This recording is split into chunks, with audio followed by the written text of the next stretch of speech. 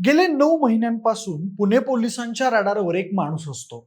दाढी वाढलेली, केस अस्ताव्यस्त असलेला हा माणूस एका मागून एक शहर बदलत पोलिसांच्या हातावर तुळी देत असतो. पोलिसांना चकवण्यासाठी तो ना घरच्यांच्या संपर्कात असतो, ना मित्रांच्या, ना सहकाऱ्यांच्या. पण हा साधा सुद्धा भटकणारा माणूस नव्हता. हा आहे पुण्यातील कुख्यात घायवळ गँगचा सदस्य सचिन घायवळ, म्हणजेच निलेश घायवळ यांचा मोठा भाऊ. हत्या, खंडणी, हत्येचा प्रयत्न आणि धमकीसारख्या गंभीर गुन्ह्यांमध्ये नाव असलेला सचिन तब्बल 9 महिन्यांपासून पोलिसांना गुंगारा देत होता. त्यामुळे पोलिसांचं पथक त्याच्या मागावर होतं. पण प्रत्येक वेळी तो ठिकाण बदलून गायब व्हायचा. मात्र राजस्थानच्या सिकर जिल्ह्यात पोलिसांना एक गुप्त माहिती मिळाली आणि त्यानंतर सुरू झाला एक थरारक सापळा. अनेक दिवस रेकी करून अखेर पुणे क्राईम ब्रांचने त्याला बेड्या ठोकल्या. 9 महिन्यांचा पाठलाग संपला आणि फरार आरोपी पोलिसांच्या ताब्यात आला.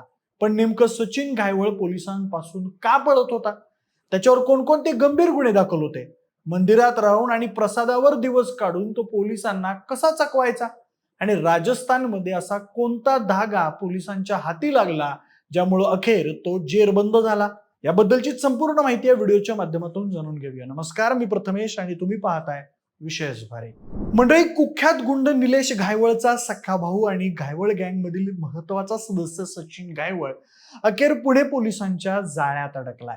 जवळपास 9 महिन्यांपासून पोलिसांना चकवा देत फिरणारा सचिन राजस्थानमधील सिकर जिल्ह्यातून पकडला गेला.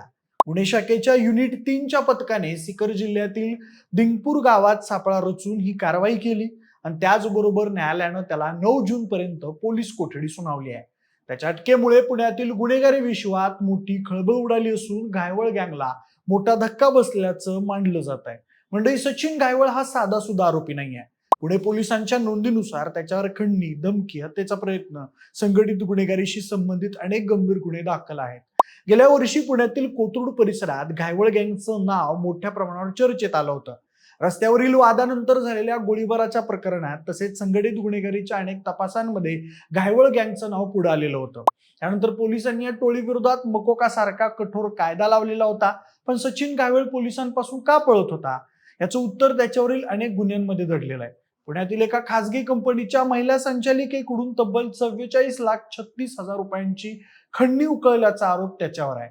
या महिलेची कंपनी कर्वेनगर आणि शिवणे परिसरातील नामांकित शाळांना खाद्यपदार्थ आणि वाहतूक सेवा पुरवत होती. तक्रारीनुसार बापू कदम नावाच्या व्यक्तीने दुग्ध व्यवसायाच्या नावाखाली लाखो रुपये घेतले आणि त्यानंतर निलेश घायवळ, सचिन घायवळ आणि त्याच्या साथीदारांनी धमक्या देत आणखी पैशांची मागणी केली. या प्रकरणात गुन्हा दाखल झाल्यानंतर सचिन विरोधात मकोकाची कारवाई करण्यात आली आणि त्यानंतर तो फरार झाला. याशिवाय कोथरूडमधील फ्लॅट बळकावण्याच्या प्रकरणातही सचिनचं नाव समोर आलं होतं. पोलिसांच्या माहितीनुसार निलेश आणि सचिन घायवळ यांच्यासह इतर साथीदारांनी एका इमारतीतील 10 फ्लॅट्सवर बेकायदेशीर ताबा मिळवला होता. तक्रारदाराच्या म्हणण्यानुसार बंदुकीचा धाक दाखवत हे फ्लॅट्स ताब्यात घेण्यात आले आणि अनेक वर्ष त्यांचं भाडं वसूल केलं जायचं. या प्रकरणामुळे ही सचिनवरच्या कायदेशीर अडचणी वाढल्या होत्या. सचिन घायवळ पोलिसांना नेमका किती काळ गुंगारा देत होता याबाबत विविध अहवालांमध्ये जवळपास 9 महिन्यांचा कालावधी सांगण्यात आलाय.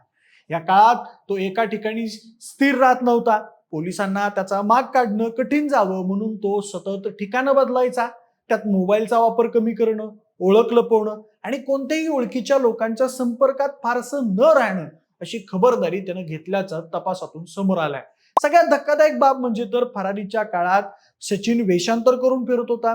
महाराष्ट्र टाइम्सच्या वृत्तानुसार तो राजस्थानातील विविध मंदिरांमध्ये राहत होता. अनेकदा मंदिरात मिळणाऱ्या प्रसादावर त्याची भूक तो भागवायचा.